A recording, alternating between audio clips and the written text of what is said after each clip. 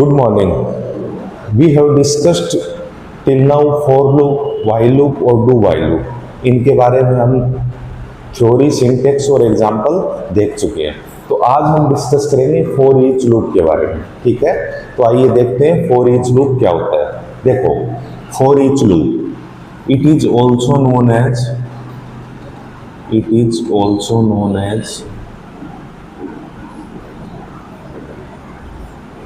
enhanced for loop।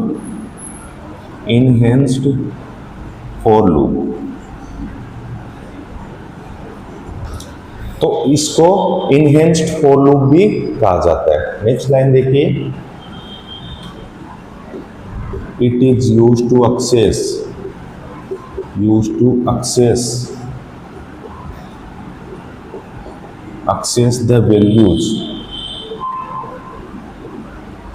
the values from a collection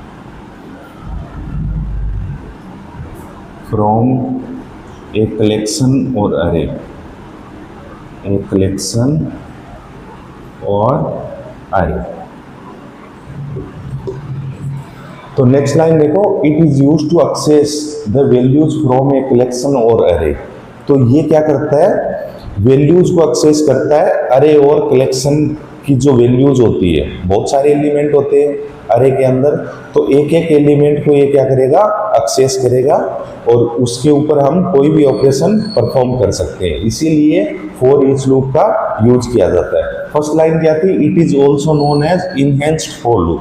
enhanced for loop का मतलब ये है कि ये जो ट्रेडिशनल अरे है, ट्रेडिशनल फॉर लूप है, उसका इम्प्रूव्ड वर्जन है। ठीक है, कहने का मतलब जो फॉर लूप हम यूज में लेते हैं, अगर हमें अरे और कलेक्शन पे कोई ऑपरेशन परफॉर्म करना है तो हम फॉर ईच लूप का यूज कर सकते हैं। ये सिंप्लीफाइड वर्जन है फॉर लूप का। ठीक है, तो it is use to access the values from a collection or अरे।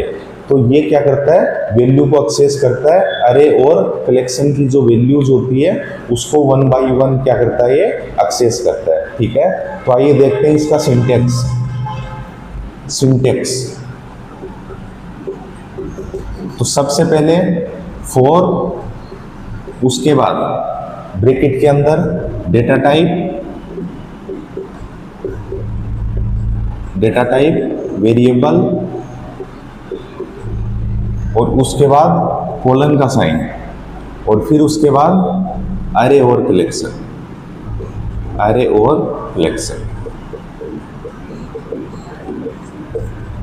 और फिर उसके बाद फॉर लूप का कर्ली ब्रेसेस और बॉडी, लूप की बॉडी और कर्ली ब्रेसेस यहाँ पे बंद कर देंगे। ठीक है, तो ये सिंपल सा इसका सिंटेक्स होता है। सबसे पहले फॉर, फिर ब्रैकेट के अंदर डेटा टाइप और वेरिएबल, फिर उसके बाद कोलन का साइन, फिर उसके बाद अरे और कलेक्शन। इसके अंदर होगा क्या, जैसे देखो एक अरे है, उसके अंदर वैल्यूज है 3, 4, 5, ये वैल्यूज है। तो ये जो वैल्यू है ये एक एक करके इस वेरिएबल में स्टोर होती जाएगी और फिर उसके बाद हम उसके ऊपर कोई भी ऑपरेशन परफॉर्म कर सकते हैं। ठीक है, तो फर्स्ट इटरेशन होगी, उसमें 3 वैल्यू है, ये इस वेरिएबल में स्टोर होगी। फिर उसके बाद नेक्स्ट इटरेशन के अंदर 4 वैल्यू स्टोर होगी।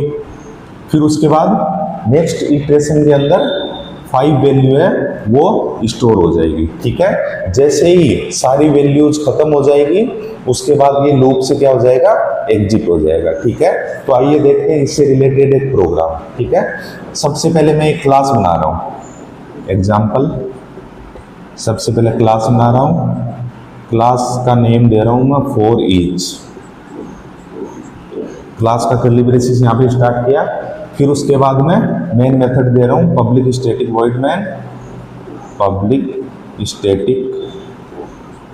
मैन,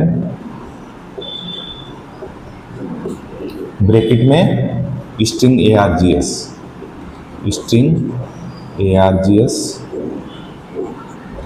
फिर उसके बाद मेन मेथड का कर्ली ब्रेसेस यहाँ पे स्टार्ट कर रहा हूँ। अब यहाँ पे मैं एक अरे ले रहा हूँ। ठीक है, तो अरे मैं ले रहा हूँ इंटीजर, फिर ये ब्रैकेट का साइन, फिर उसके बाद वेरिएबल का नाम ले रहा हूँ मैं नंबर्स, इक्वल टू, और फिर उसके बाद अरे के अंदर एलिमेंट ले रहा हूँ मैं, जैसे 5, 6, 7, 8, ये एलिमेंट ले लिए मैंने। तो ये अरे को मैंने क्या कर दिया, यहाँ पे डिक्लेयर भी कर दिया और मेमोरी भी अलोकेट कर दी, ठीक है। फिर उसके बाद मैं फॉर ईच लूप का यूज कर रहा हूँ, तो मैं लगा रहा हूँ यहाँ पे 4, फिर ब्रैकेट, फिर उसके बाद सबसे पहले क्या लोगे, डेटा टाइप। तो डेटा टाइप मैं ले रहा हूँ इंटीजर टाइप का, और फिर उसके बाद वेरिएबल, तो वेरिएबल मैं ले रहा हूँ नम, और फिर कोलन का साइन। फिर उसके बाद क्या लोगे, अरे और कलेक्शन।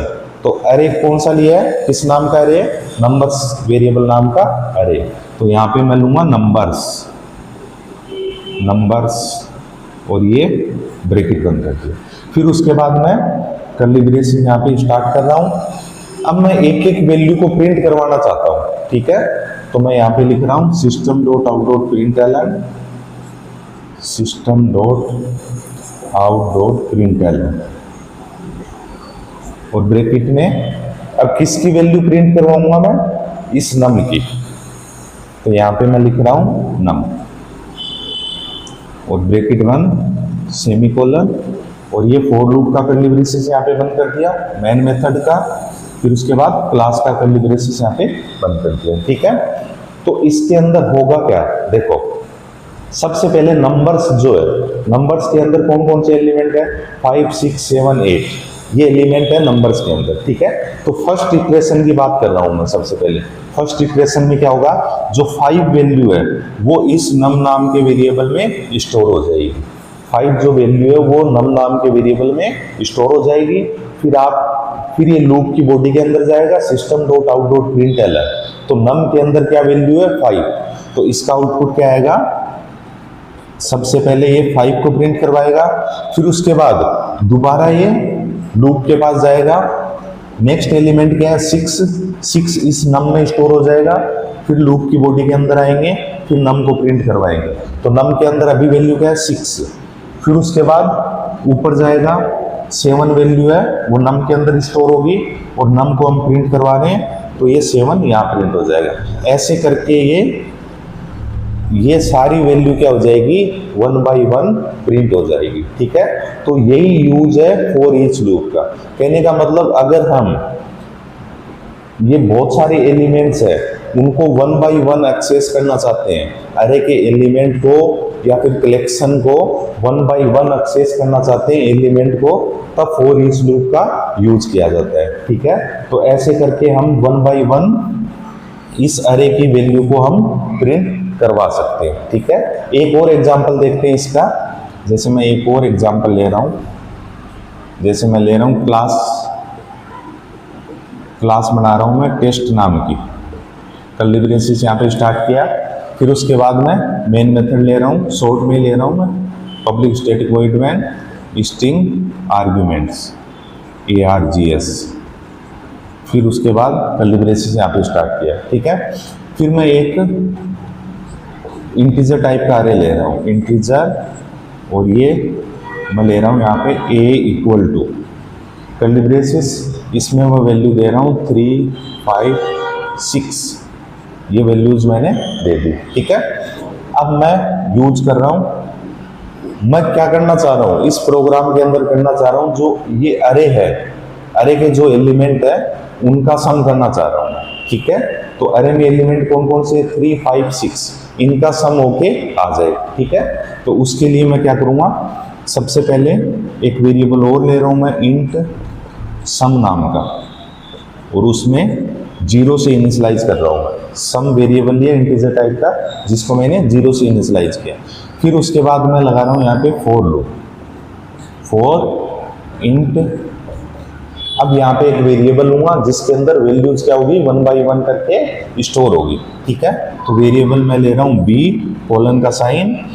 अब अरे और कलेक्शन, तो अरे किस नाम का है, A नाम का, तो A यहाँ पे ले लिया। फिर उसके बाद कर्ली ब्रेसेस। अब मैं यहाँ पे क्या कर रहा हूँ, सम = सम प्लस ये जो बी वेरिएबल है, एक एक वैल्यूज किसके अंदर आएगी, बी के अंदर। तो बी के साथ मैं प्लस कर रहा हूँ और ये कर्ली ब्रेसेस यहाँ पे बंद किया। फिर लास्ट में मैं प्रिंट करवा रहा हूँ system dot out dot println, system dot out dot println और सम इक्वल टू, ये ब्रैकेट के अंदर डबल कोट के अंदर लेंगे। फिर प्लस किसकी वैल्यू प्रिंट करवाऊंगा मैं, सम की वैल्यू प्रिंट करवाऊंगा।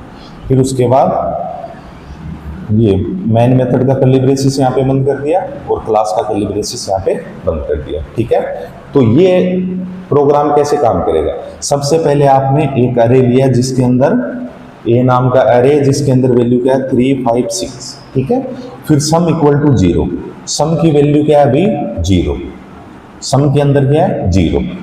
फिर नीचे आएंगे लूप के अंदर फॉर इंट बी कोलन का साइन ए। अब सबसे पहले करंट वैल्यू क्या है ए के अंदर 3 किस में स्टोर हो जाएगी, बी के अंदर। तो बी जो वेरिएबल है उसके अंदर वैल्यू क्या स्टोर हो जाएगी 3। ठीक है, फिर नीचे आप क्या कर रहे हो, sum equal to sum plus B. अब सम इक्वल